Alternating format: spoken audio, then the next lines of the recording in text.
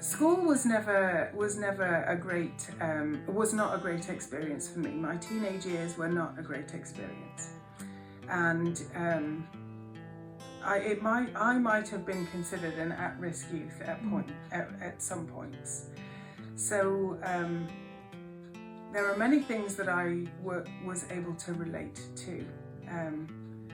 Getting into trouble, not really paying attention in school, doing youth and teenage things. So I started working with Youth for Christ and working at a drop-in centre.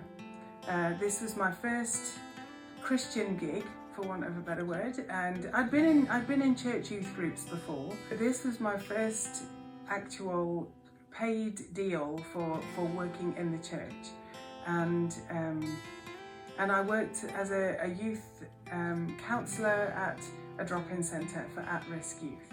So we had all sorts of Indigenous kids, gang kids, kids who would come in high, and I felt as though there was a connection.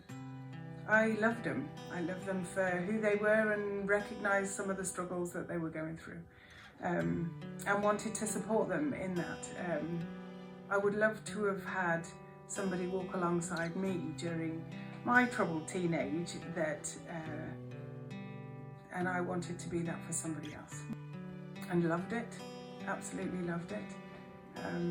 Made some good connections, and then worked again. While I was going through seminary, I worked at a place called Marymount, which is again for at-risk youth. Well, I didn't become a Christian until I was early 20s, and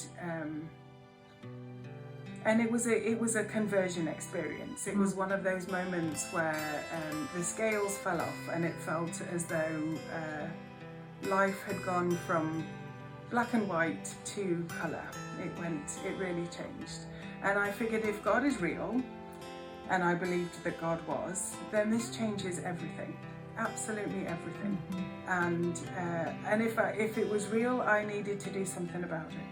I needed to make it real in my own life and help share that reality with everyone else, with you, and certainly with youth around me.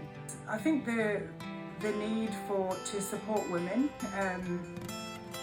I think some of that comes from working at Youth for Christ.